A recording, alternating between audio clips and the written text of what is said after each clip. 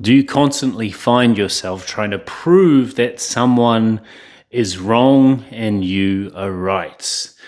I say this because this is literally the life I lived as a kid, as a teenager, as a young man, and having this feeling, having this like desire to constantly, prove that I'm not wrong, to prove that you're not right, impacted a lot of my relationships. And that stemmed from a place of putting my hat in the ring to go from my primary school in a poor suburb in Manurewa, South Auckland, to King's College, one of the hoity-toity ones, one of the ones that we all wanted to be a part of in terms of being in a like up there private school. And so I remember going to that interview and they asked me who my favorite person was.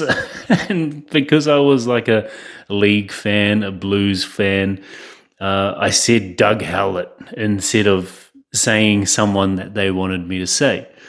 And so from that moment moving forward, where I didn't get that win, where I didn't get the thing that I thought I deserved or thought that I really wanted, and I needed that to be proven as like smart or good enough, I constantly lived my life from a place of questioning what people are saying, like to or around me. And because of this, no one could ever tell me that what I was doing was not quite right or what I was saying wasn't quite accurate, because I didn't feel good enough and I constantly had to protect myself from people that made me feel this way, or just, me perceiving it as that. For most people, they were just doing the right thing. They were just, in some cases, trying to look after me, trying to make sure that I went down the right path or had the right way of thinking or articulating myself. But because I constantly needed to prove that I was okay, literally just because I lost, I didn't get what I wanted for my life, going to an intermediate and a high school that was up there. Because I didn't get that, I just spent the rest of my life living that way. And so when I look back, people who were in relationship with me, friends or partners or even family, right? That would have been hard, because it's like you can't have an opinion with someone. You can't tell them that what they're doing is a little bit off. Like, that doesn't seem right. That doesn't seem like it's in integrity or authentic of who you actually are. Like, why are you doing that? But for me, in order to prove that I was okay, I constantly had to fight that. I constantly had to tell other people that you're wrong and I'm right.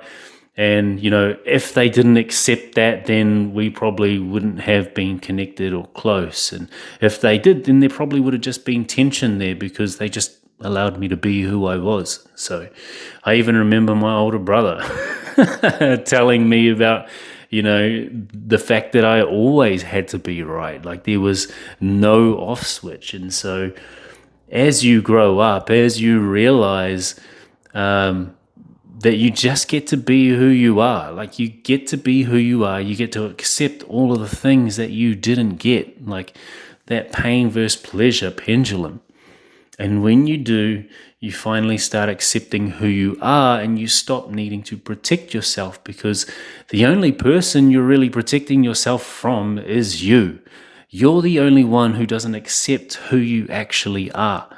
The problem with the outside world, the people around you, and what they don't accept is you pretending to be someone that you're not.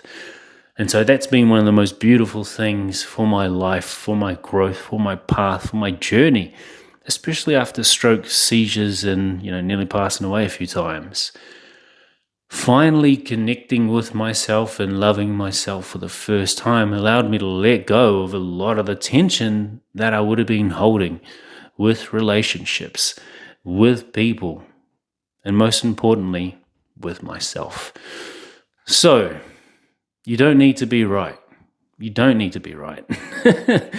All you have to do is learn to accept yourself for exactly who you are, no matter what you won or lost, what you achieved, what you didn't achieve. You're perfect as you are. And why are you perfect as you are? Because that's exactly who you are. You cannot go back into the past and change who you've become, the moments that have happened. So, step into it. lean in, accept yourself. And when you do, you finally start feeling proud. You finally start feeling connected. And at the depth of all that, hitting a place where maybe for the first time since you were a kid, you actually bloody love yourself, and you'll never have to prove yourself right again when you hit that. Cheers.